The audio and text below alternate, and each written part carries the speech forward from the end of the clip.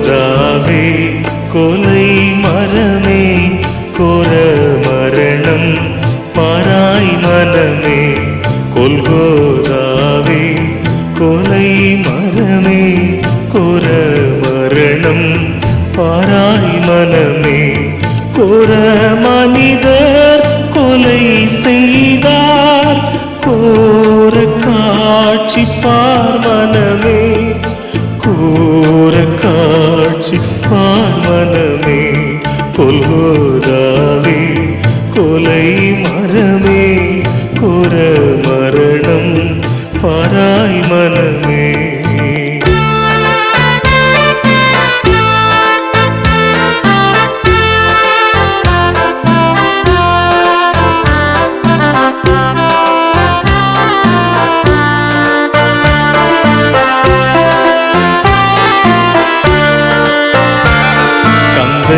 அணிந்தார் நிந்தை சுமந்தார் கள்ளர் நடுவில் கொலை மரத்தில். கந்தை அணிந்தார் நிந்தை சுமந்தார் கள்ளர் நடுவில் கொலை மரத்தில். எந்தனை மீட்க இத்தனை பாடே எந்த ஜீவநாயகா எந்த ஜீவநாயகா. கொல்கோதாவே கொலை மரமே கோர மரணம் பாராய் மனமே.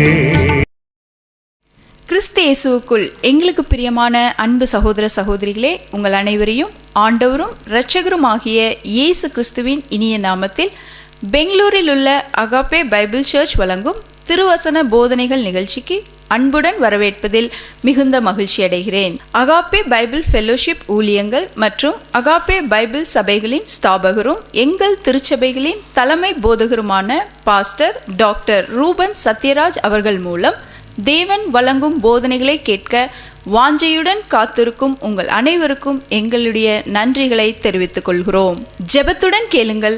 தேவ வார்த்தைகள் உங்கள் வாழ்க்கையில் ஆசீர்வாதங்களை கொண்டு வருவதாக. கிறிஸ்துவுக்குள் எங்கள் அன்பிற்குரிய சகோதர சகோதரிகளே, மனுக்குல இரட்சகரும் நம்முடைய பாவ பரிகார பலியுமாக மாறின தேவ ஆட்டுக்குட்டியானவராகிய இயேசு கிறிஸ்துவின் ஜீவனுள்ள நாமத்தில் உங்கள் அனைவரையும் இன்றைய நிகழ்ச்சிக்கு அன்புடன் வரவேற்பதில் மிகுந்த மகிழ்ச்சி அடைகிறேன். கடந்த வார செய்திகளை கேட்ட நீங்கள் பல்வேறு விதங்களில் உங்களுடைய கருத்துக்களையும் நீங்கள் அடைந்த ஆசீர்வாதங்களையும் நன்மைகளையும் குறித்து எங்களுக்கு தெரிவித்ததற்காக உங்களுக்கு மிக்க நன்றியுள்ளவர்களாக இருக்கிறோம். தொடர்ந்து இந்த நிகழ்ச்சிகளை நீங்கள் தவறாமல் பாருங்கள். உங்களுடைய மேலான கருத்துக்களை எங்களோடு பகிர்ந்து கொள்ளுங்கள். தேவன் உங்களை ஆசீர்வதிப்பாராக. அன்பு சகோதர சகோதரிகளே, இந்த வாரம் கிறிஸ்தவத்தில் மிகவும் முக்கியமான ஒரு வாரம். இந்த அண்ட சராசரமே கிறிஸ்தவர்களை சபைகளை உற்று நோக்கி பார்க்கிற மிக உன்னத உயர்ந்த ஒரு வாரம். ஏனென்றால் இந்த வாரம் நம்முடைய ஆண்டவராகிய இயேசு கிறிஸ்து சர்வலோகத்தின் பாவத்தையும் தன்மேல் ஏற்றுக்கொண்டு நமக்காக தியாக பலியாக மரித்து அடக்கம் பண்ணப்பட்டு அவர் வாக்குரைத்தபடியே 3ஆம் நாளிலே மரணமே உன் கூர் எங்கே, பாதாளமே உன் ஜெயம் எங்கே என்று கேட்டு அவர் உயிரோடு எழுந்த அந்த மாபெரும் திருநாள், அந்த மாபெரும் பெருநாளை உலகமெங்கும் கோடிக்கணக்கான ஜனங்கள் மிகுந்த சந்தோஷத்தோடு கொண்டாடுகிற வாரம் இந்த வாரம். நாளை மறுநாள் உலகமெங்கும் கோடிக்கணக்கான ஜனங்கள் ஆண்டவராகிய இயேசு கிறிஸ்துவின் சிலுவை பாடு மரணங்களை நினைவு கூறும் பெரிய வெள்ளி அல்லது புனித வெள்ளியை கொண்டாட போகிறோம். அதைத் தொடர்ந்து வருகிற ஞாயிற்றுக்கிழமை ஆண்டவராகிய இயேசு கிறிஸ்துவின் உயிர்த்தெழுதலை, அதன் மேன்மையை சந்தோஷத்தோடு ஆசரிக்கும் ஈஸ்டர் திருநாளை நாம் கொண்டாட போகிறோம். எனக்கு அன்பான சகோதர சகோதரிகளே, இந்த முக்கியமான இந்த காலகட்டத்திலே இன்று இரவு உங்களோடு 3 முக்கியமான சத்தியங்களை நான் பகிர்ந்து கொள்ள விரும்புகிறேன். 3 சிலுவைகள். சிலுவை என்பது மிகவும் கொடூரமான ஒரு கொலை தண்டனை நிறைவேற்றப்படுவதற்காக உபயோகிக்கப்படுகிற ஒரு கருவி. ஆண்டவராகிய இயேசு கிறிஸ்து சிலுவையில் அறையப்பட்ட போது அவருடைய வலது பக்கத்தில் ஒரு கள்ளனும் அவருடைய இடது பக்கத்தில் ஒரு கள்ளனுமாக வேறே 2 பேரும் அங்கே அறையப்பட்டார்கள் என்று வேதத்தில் நாம் வாசிக்கிறோம். லூக்கா 23:32 அதை குறித்து சொல்லுகிறது. அந்த கள்ளர்களோடு இயேசுவையும் கபாலஸ்தலம் என்று சொல்லப்பட்ட இடத்திலே கொண்டு சென்று அங்கே அவரை சிலுவையில் அறைந்தார்கள். குறிப்பாக இதிலே நாம் கவனிக்க வேண்டிய ஒரு காரியம், அவருடைய 2 பக்கத்திலும் 2 கள்ளர்கள், நடுவிலே இயேசு சிலுவையில் அறையப்பட்டார். ரோம கலாச்சாரத்தின்படி கொடிய குற்றவாளிகளுக்குத்தான் சிலுவையில் அறையப்படுகிற தண்டனை. அதிலும் நடுவிலே யாரை சிலுவையில் அறைகிறார்களோ அவர் மகா கொடூரமான ஒரு குற்றவாளி என்று கருதப்பட்டதாக சரித்திரத்தில் நாம் வாசிக்க முடிகிறது. அப்படியானால் அன்றைய இஸ்ரவேலின் தலைவர்களும் ரோம அதிகாரிகளும் இயேசுவை ஒரு மகா பெரிய கொடிய குற்றவாளி என்கிற கோணத்திலே அவரை நடுவிலே சிலுவையில் அறைந்தார்கள் என்று பார்க்கிறோம். இன்றைக்கு நம்மில் பலர் சிலுவை என்றதுமே அதை கழுத்திலே அணிந்து கொள்ளுகிற ஒரு ஆபரண பொருளாக, ஒரு அலங்கார பொருளாகத்தான் நாம் பார்த்து பழகிவிட்டோம்.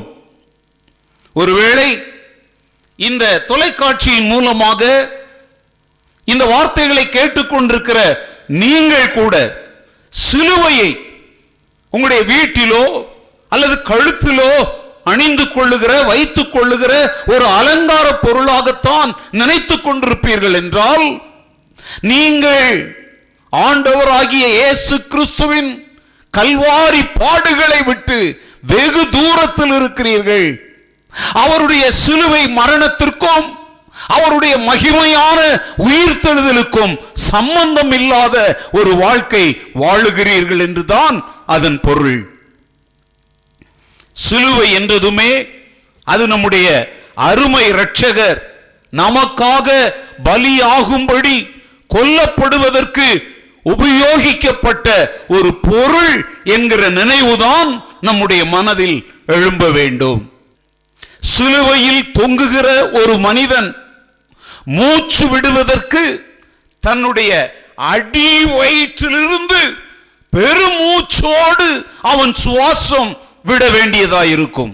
இது மிக மிக கொடூரமான ஒரு அனுபவம். அன்பானவர்களே, ஆண்டவராகிய இயேசு கிறிஸ்து அந்த கொடுமைகளை எல்லாம் தாங்கிக் கொண்டு கல்வாரி சிலுவையிலே தொங்கிய போது 7 மிக பெரிய அறிக்கைகளை அவர் செய்தார்.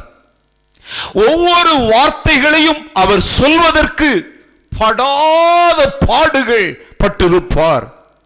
ஏனென்றால் பிலாத்துவின் அரண்மனையில் உள்ள நியாய தீர்ப்பு மண்டபத்திலே அவர் சாவுக்கு 1 அடி தூரம் மட்டுமே இருக்கிற அளவுக்கு அடித்து துவம்சம் செய்யப்பட்டார். நார் நாராய் கிழிக்கப்பட்டார். முள்முடிகளால் ஆன ஒரு கிரீடத்தை அவருடைய தலையிலே சூட்டி இருந்தார்கள்.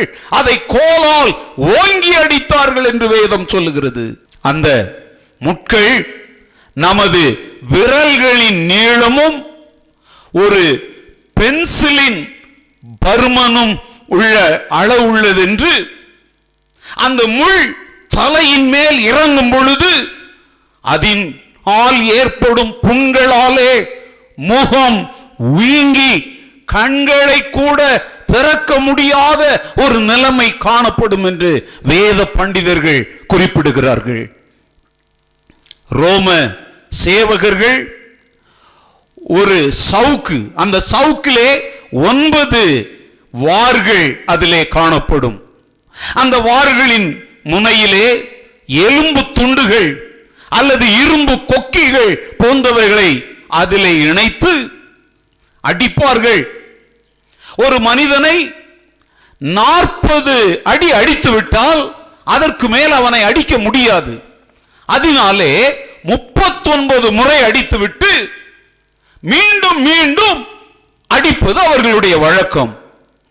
இயேசு இவ்விதமாய் அந்த வாரினால் எத்தனை முறை அடிக்கப்பட்டார் என்று யாராலும் சொல்ல முடியாது. ரோமர்கள் கொடுமை செய்வதிலே கை தேர்ந்தவர்கள். ஒரு மனிதனின் தலைக்கு மேல் அவனுடைய கைகளை கட்டி அதன் பின் அவனுடைய முதுகையும் மார்பையும் பிளந்து கொண்டு சதைகள் தொங்கும்படி அவர்கள் அடிப்பார்கள். அப்படி அடிக்கும் பொழுதே செத்து போகிறவர்கள் ஏராளம் பேர் உண்டு. ஆனால் 2000 ஆண்டுகளுக்கு முன்பு கொல்கொதாவிலே அந்த கபால ஸ்தலத்திலே இயேசுவை அவர்கள் அடித்தார்களே, அவர் சாதாரண நபர் அல்ல.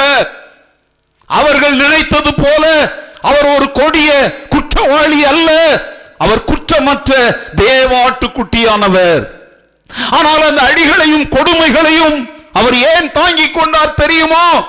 நீங்களும் நானும் அடைய வேண்டிய பாவத்திற்குரிய அந்த கொடூர தண்டனையை அவரே மனதார தன்மேல் ஏற்றுக்கொண்டு நீங்களும் நானும் பாவத்திற்கு செத்து நீதிக்கு பிழைக்க வேண்டும் என்பதற்காக மனதார ஆண்டவராகிய இயேசு அந்த கொடுமைகளை எல்லாம் ஏற்றுக்கொண்டு நமக்காக மரித்தார். இயேசுவை யாரும் கொலை செய்ய முடியாது. ஏனென்றால் ஜீவனை கொடுக்கவும் அதை எடுக்கவும் அவரே அதிகாரம் உடையவர்.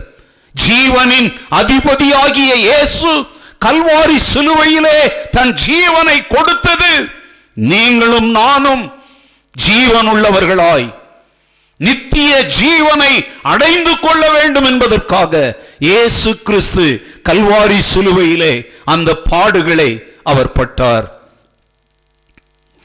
எவராலும் தாங்க முடியாத சகிக்க கூடாத அந்த கொடுமைகளையும் பாடுகளையும் இயேசு கிறிஸ்து உனக்காக எனக்காக அவர் சகித்தார்.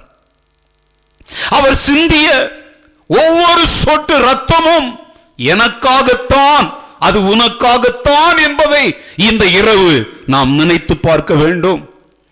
அவர் தலையை சாய்த்து தன் ஜீவனை விட்ட போதும் உனக்காகவும் எனக்காகவுமே இயேசு அதை செய்தார் என்பதை இந்த இரவு நாம் நன்றியுள்ளவர்களாய் நினைத்து பார்க்க நாம் கடமைப்பட்டிருக்கிறோம்.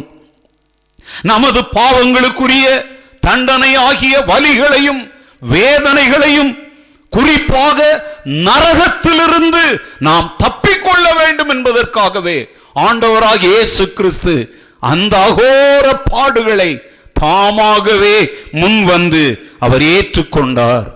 இயேசு கிறிஸ்துவின் பரிசுத்த இரத்தம், அவர் சிந்திய இரத்தத்தின் ஒவ்வொரு துளிகளும் இந்த முழு உலகத்தின் பாவங்களையும் கழுவி சுத்திகரிக்க அது வல்லமை உள்ளதாயிருக்கிறது. இதுவரை இயேசு உங்களை ரட்சிக்கும்படி, உங்கள் பாவங்களை மன்னிக்கும்படி, உங்கள் பாவங்களை கழுவி உங்களை நீதிமான்களாக மாற்றும்படி அவரிடத்தில் நீங்கள் கேட்டிராதவர்களாய் இருப்பீர்களானால், இந்த தொலைக்காட்சி நிகழ்ச்சியை நீங்கள் பார்த்து கொண்டிருக்கிற இந்த க்ஷணமே நீங்கள் அவரை நோக்கி ஆண்டவரே என்னை ரட்சியும் என்று நீங்கள் கூப்பிடுவீர்களானால், என் அருமை இரட்சகர் இயேசு கிறிஸ்துவின் பரிசுத்த இரத்தம் நீங்கள் உலகத்தின் எந்த மூலையிலிருந்து இந்த வார்த்தைகளை கேட்டுக்கொண்டிருந்தாலும் உங்கள் தாழ்மையுள்ள ஜெபத்திற்கு பதிலாக இயேசு உங்களை கழுவி சுத்திகரித்து உங்களை தேவனுடைய பிள்ளைகளாக மாற்ற அவர் வல்லமையும் வாஞ்சையும் உள்ளவராயிருக்கிறார். அன்றைக்கு இயேசு சிலுவையிலே அறையப்பட்ட போது அங்கே 3 சிலுவைகள் இருந்தன.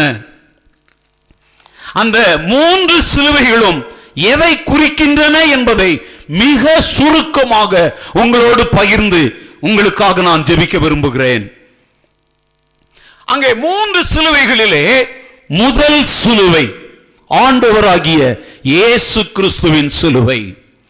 The cross on which Christ died is the cross of redemption.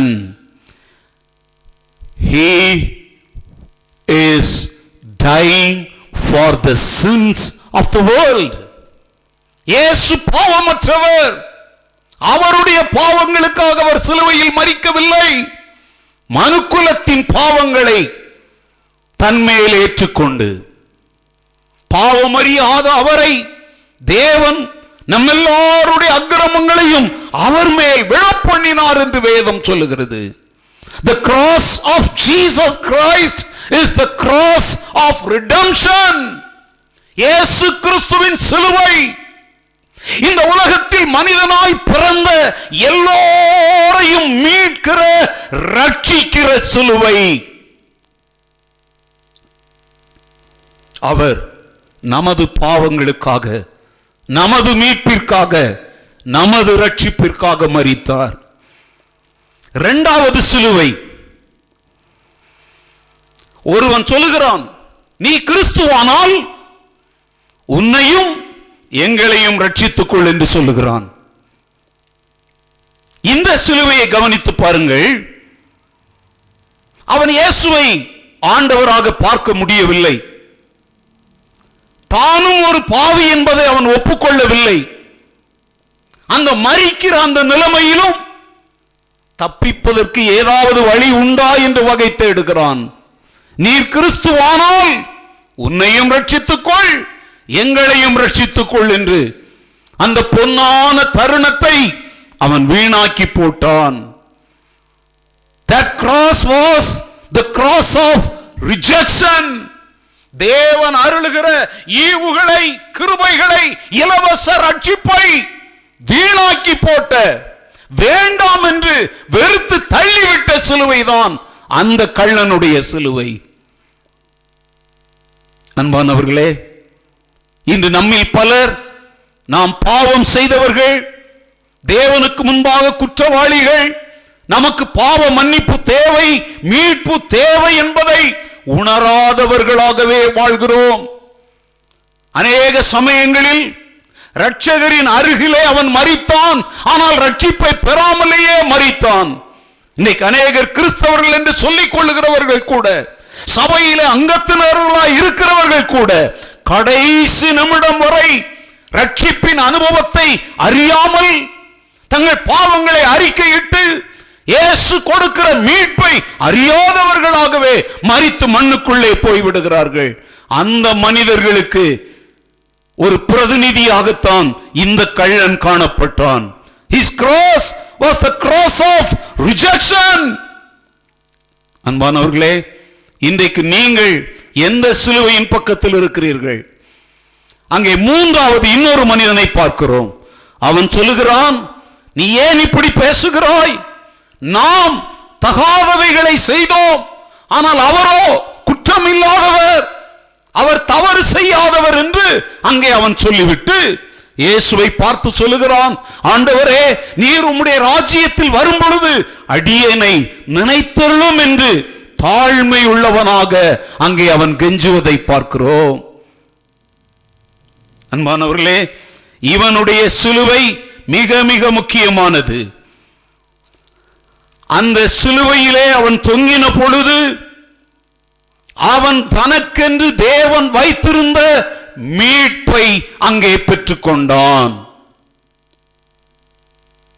இயேசு அவனை பார்த்து சொல்லுகிறார், இன்றைக்கு நீ என்னுடனே கூட பரதீசில் இருப்பாய் என்று அவனை பார்த்து இயேசு சொன்னார். அவனுடைய சிலுவை ஏற்றுக்கொள்ளுதலின் சிலுவை. The third cross was the cross of reception, receiving the salvation of Jesus Christ. இயேசு கொடுக்கும் ரட்சிப்பை ஏற்றுக்கொண்ட சிலுவை. தனக்கு கிடைத்த வாய்ப்பை வீணாக்காமல், நாட்கள் பொல்லாதவைகள் என்பதை கண்டு கொண்டு அந்த கடைசி நிமிடத்திலே இயேசு கொடுத்த ரட்சிப்பை அவன் இலவசமாய் பெற்றுக் கொண்டான். பாருங்கள், 2 பேரும் கள்ளர்கள், 2 பேரும் அவருடைய பக்கத்துல தான் இருந்தாங்க. ஒருத்தன் அந்த கடைசி நிமிடத்தில் கிடைக்கிற ரட்சிப்பையும் இழந்து போய் இயேசு இல்லாத நித்திய நரகத்திற்கு சென்றான். ஆனால் இந்த மனம் திரும்பின, தான் பாவி என்று ஒத்துக்கொண்ட, இயேசுவை ஆண்டவர் என்று அழைத்த, அவருடைய ராஜ்யம் செல்ல வேண்டும் என்கிற வாஞ்சையுள்ளவனாயிருந்த அவன் அந்த கடைசி நிமிடத்திலே அந்த மாபெரும் ரட்சிப்பை அவன் அடைந்து கொண்டான். இயேசு கிறிஸ்து நாதர் எல்லோருக்கும் இரட்சகர் என்று பக்தன் பாடுவது போல அவருடைய ரட்சிப்பின் ஊழியம் அங்கே அவர் சிலுவையில் தொங்கின அந்த நேரத்திலேயே துவங்கிற்று. சிலுவையினால் கிடைக்கும் ரட்சிப்பை அடைந்த முதல் மனிதனாக அவன் மாறினான். அவன் எவ்வளவு பெரிய பாக்கியம் பெற்றவன். ஒருவேளை இந்த தொலைக்காட்சி நிகழ்ச்சியை பார்த்து கொண்டிருக்கிற நீங்கள் எந்த இடத்தில் இருந்தாலும் சரி, ஆண்டவரே, அந்த முதல் கள்ளனை போல அல்ல, அந்த 2வது கள்ளனை போல நானும் என் பாவங்களை மறைக்காமல் நான் ஒரு பாவி என்று ஒப்புக்கொள்ளுகிறேன். என்னை உம்முடைய இரத்தத்தினாலே கழுவி என்னை உம்முடைய பிள்ளையாக ஏற்றுக்கொள்ளும். இந்த பூமியிலே உம்முடைய பிள்ளையாக நான் வாழ்ந்து நான் மரிக்கும் பொழுது உம்மோடு உம்முடைய ராஜ்யத்திலே நான் வந்து சேர வேண்டும் என்று தாழ்மையோடு நீங்கள் வேண்டிக் கொள்ள மனதுள்ளவர்களாய் இருப்பீர்களானால் என் ஆண்டவர் இயேசு கிறிஸ்து உங்களை ரட்சிக்க அவர் வல்லவராயிருக்கிறார். என்னிடத்தில் வருகிறவனை நான் புறம்பே தள்ளுவதில்லை என்று சொன்ன அன்பின் தெய்வம் இயேசு இந்த வார்த்தைகளை கேட்டுக்கொண்டிருக்கிற உங்களை பார்த்தும், என் மகனே, என் மகளே, உனக்காக நான் ரட்சிப்பை சிலுவையில் சம்பாதித்திருக்கிறேன், அதை இலவசமாய் கிருபையினால் உனக்கு நான் தர விரும்புகிறேன். வருத்தப்பட்டு பாரம் சுமக்கிறவர்களே, நீங்கள் எல்லாரும் என்னிடத்தில் வாருங்கள், நான் உங்களுக்கு இளைப்பாறுதல் தருவேன் என்று சொன்ன உலக இரட்சகர், ஆசியா கண்டத்திலே பிறந்த மேசியா இயேசு கிறிஸ்து உங்களை அன்போடு அழைக்கிறார். அவர் தன்னுடைய இரத்தத்தினாலே உங்களை கழுவி சுத்திகரித்து தேவனுடைய பிள்ளைகளாய் உங்களை மாற்றி ஒரு புதிய நம்பிக்கையும் வெளிச்சமும் நிறைந்த வாழ்வுக்குள்ளே கொண்டு வர அவர் உங்களை அன்போடு அழைக்கிறார். மீண்டும் நினைவுபடுத்துகிறேன், the cross of redemption, மீட்பின் சிலுவை, அது இயேசு தொங்கின சிலுவை. இயேசு கொடுத்த ரட்சிப்பை ஏற்றுக்கொள்ளாமல் மரண நேரத்திலும் தன் பாவத்தை ஒத்துக்கொள்ளாதவன் மரித்த சிலுவை, the cross of rejection, மறுதலிப்பின் சிலுவை. ஆனால் 3வது சிலுவை ரொம்ப முக்கியமானது. இயேசு கொடுக்கும் ரட்சிப்பை ஏற்றுக்கொண்ட the cross of reception. இன்றைக்கு நீங்கள் எந்த சிலுவையின் பக்கத்திலே நிற்கிறீர்கள்? redemption, reception, மீட்பு, ஏற்றுக்கொள்ளுதல் என்கிற சிலுவை அண்டையிலே நீங்கள் எல்லாரும் வாருங்கள் என்று அந்த சிலுவையின் அன்பினாலே மாற்றப்பட்ட நான் மனதார உங்களை அன்போடு அழைக்கிறேன். அந்த கள்ளன் கடைசி நிமிடத்திலே அடைந்த அந்த ரட்சிப்பை இந்த வார்த்தைகளை கேட்டுக்கொண்டிருக்கிற நீங்கள் எல்லாரும் அடைய வேண்டும் என்று இதயத்தின் ஆழத்தில் இருந்து உங்கள் மேல் தேவ அன்போடு உங்களுக்காய் நான் ஜெபிக்க விரும்புகிறேன். கிருபை மிகுந்த பிதாவே, உம்முடைய நேசகுமாரன் இயேசு கிறிஸ்துவின் நாமத்தினாலே நீர் எங்களுக்கு தந்த அந்த மாபெரும் ரட்சிப்புக்காக, விலையேறப்பட்ட அந்த ஈவுக்காக, நித்திய வாழ்வுக்காக உமக்கு நன்றி. அந்த சிலுவையில் மரித்த கள்ளன் வாழ்வின் அந்த கடைசி நிமிடத்தை பயன்படுத்தி கொண்டு பரதீசிற்குள் அவன் பிரவேசித்தது போல, என்னுடைய இந்த வார்த்தைகளை உலகத்தின் எந்த மூலையிலிருந்து யார் கேட்டுக்கொண்டிருக்கிறார்களோ அவர்களும் அடைந்து கொள்ளும்படி நீர் இரக்கம் கட்டளையிடுவீராக.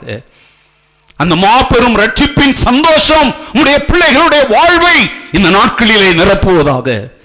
இந்த பெரிய வெள்ளிக்கிழமை ஈஸ்டர் நாட்களிலே வெறும் சடங்காச்சாரமாய் பாரம்பரியமாய் அல்ல, இயேசு கிறிஸ்துவினால் கிடைக்கிற மாபெரும் ரட்சிப்பை முழுமையாய் குடும்பமாய் இவர்கள் அனுபவிக்க கர்த்தருடைய நாமத்திலே இவர்களை நான் ஆசீர்வதிக்கிறேன்.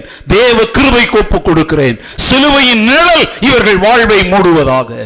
எங்களுடைய விண்ணப்பத்தை நீர் கேட்பதற்காக உமக்கு நன்றி. இரட்சகர் இயேசு கிறிஸ்துவின் விலையேறப்பெற்ற நாமத்தில் மனத்தாழ்மையோடு வேண்டிக் கொள்ளுகிறேன். ஜீவனுள்ள எங்கள் நல்ல பிதாவே, ஆமேன், ஆமேன்.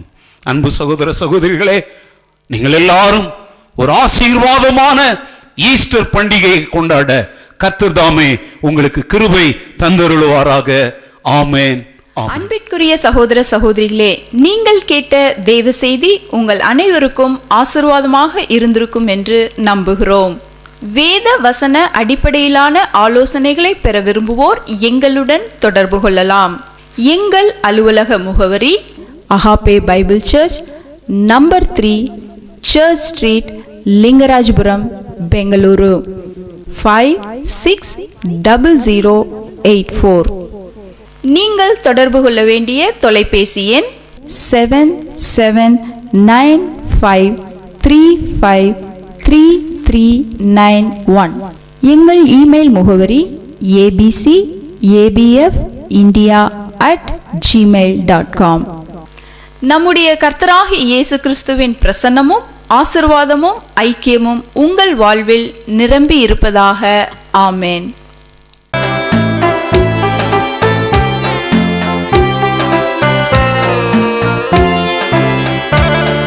என்னை மீட்ட கோலை மரமே, அன்னையே நான் என்ன செய்வேன்?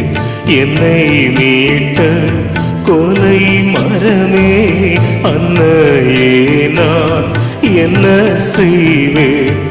என்னை உமக்கே ஒப்புவித்தே என்றென்றுமாய் நான் வாழ, என்றென்றுமாய் நான் வாழ, கொல்கோதாவே கோலை மரமே,